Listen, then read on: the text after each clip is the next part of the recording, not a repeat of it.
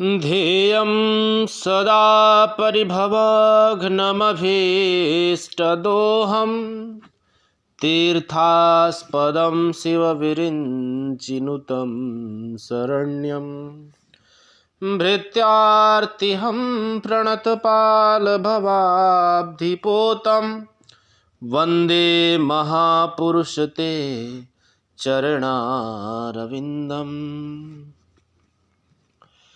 अग्नि पुराण तीसरा अध्याय। समुद्र मंथन, कूर्म तथा मोहिनी अवतार की कथा। अग्निदेव कहते हैं, वशिष्ठ जी, अब मैं कूर्म अवतार का वर्णन करूंगा। यह सुनने पर सब पापों का नाश हो जाता है। पूर्व काल की बात है, देवासुर संग्राम में दैत्यों ने देवताओं को परास्त कर दिया। वे दुर्गासा के शाप से भी लक्ष्मी से रहित हो गए थे। तब संपूर्ण देवता क्षीर सागर में शयन करने वाले भगवान विष्णु के पास जाकर बोले, हे भगवान, आप देवताओं की रक्षा कीजिए।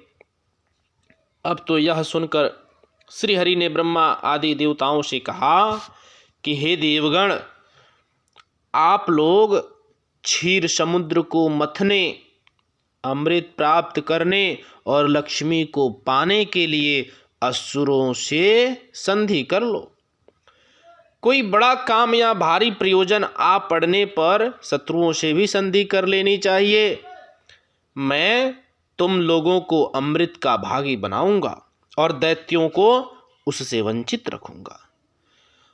मंद्रांचल को मथानी और वासुकी नाग को नेति बनाकर आलस्य रहित हो, मेरी सहायता से आप लोग क्षीर सागर का मंथन करो।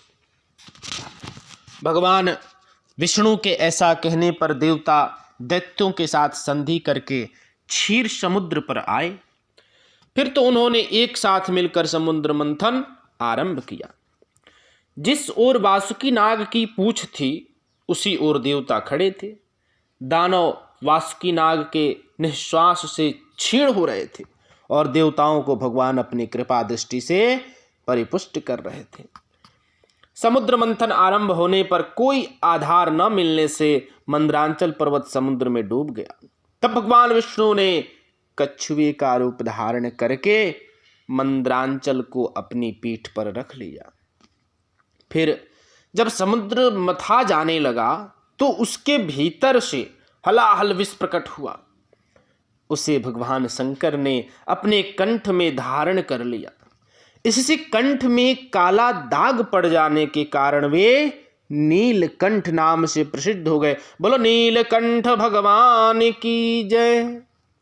उसके बाद समुद्र से वारुणी देवी, पारिजात वृक्ष, कौस्तुभ मणि, गौएं तथा दिव्य अप्सराएं प्रकट हुई। फिर लक्ष्मी देवी का प्रादुर्भाव हुआ। वे भगवान विष्णु को प्राप्त हुई। संपूर्ण देवताओं ने उनका दर्शन और स्तवन किया। इससे वे लक्ष्मीवान हो गए।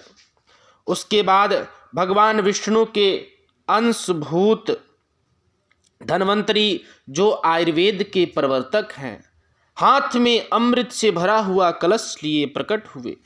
दैत्यों ने उनके हाथ से अमृत छीन लिया और उसमें से आधा देवताओं को देकर वे सब चलते बने। उनमें जंभ आदि दैत्य प्रधान थे। उन्हें जाते देख भगवान विष्णु ने स्त्री का रूप धारण किया। उस रूपवती स्त्री को देखकर दैत्य मोहित हो गए और बोले, सुमुखी, तुम हमारी भार्या हो जाओ और यह अमृत लेकर हमें पिलाओ। बहुत अच्छा कहकर भगवान ने उनके हाथ से अमृत ले लिया, उससे देवताओं को पिला दिया। उस समय राहु चंद्रमा का रूप धारण करके अमृत पीने लगा। तब सूर्य और चंद्रमा ने उसके कपट वेश को प्रकट कर दिया। यह देख भगवान श्री हरि ने चक्र से उसका मस्तक काट डाला। उसका सिर अलग हो गया और भुजाओं सहित धड़ अलग रह गया। फिर भगवान को दया आई और उन्होंने राहु को अमर बना दिया। तब ग्रह स्वरूप राहु ने भगवान श्री हरि से कहा, इन सूर्य और चंद्रमा को मेरे द्वारा अनेकों बार ग्रहण लगेगा, उस समय संसार के लोग जो कुछ दान करें वह सब अक्षय हो। भगवान विष्णु ने तथास्तु कहकर संपूर्ण देवताओं के साथ राहु की बात का अनुमोदन किया। इसके बाद भगवान ने स्त्री रूप त्याग दिया, किंतु महादेव जी को भगवान के उस रूप का पुनर्दर्शन करने की इच्छा हुई।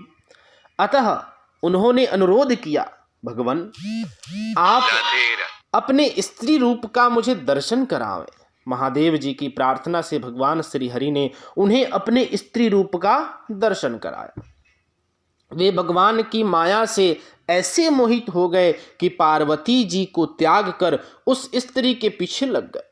उन्होंने नग्न और उन्मत्त होकर मोहिनी के केस पकड़ ली। मोहिनी अपने केसों को छुड़ाकर वहां से चल दी। उसे जाती देख महादेव जी भी उसके पीछे पीछे दौड़ने लगे। उस समय पृथ्वी पर जहां जहां भगवान शंकर का वीर्य गिरा वहां वहां शिवलिंगों का क्षेत्र एवं स्वर्ण की खानें हो गई। उसके बाद यह माया है ऐसा जानकर भगवान शंकर अपने स्वरूप में स्थित हुए। तब भगवान श्री हरि ने प्रकट होकर शिव जी से कहा, रुद्र तुमने मेरी माया को जीत लिया। पृथ्वी पर तुम्हारे सिवा दूसरा कोई ऐसा पुरुष नहीं है जो मेरी इस माया को जीत सके। भगवान के प्रयत्न से दैत्यों को अमृत नहीं मिलने पाया, अतः देवताओं ने उन्हें युद्ध में मार गिराया।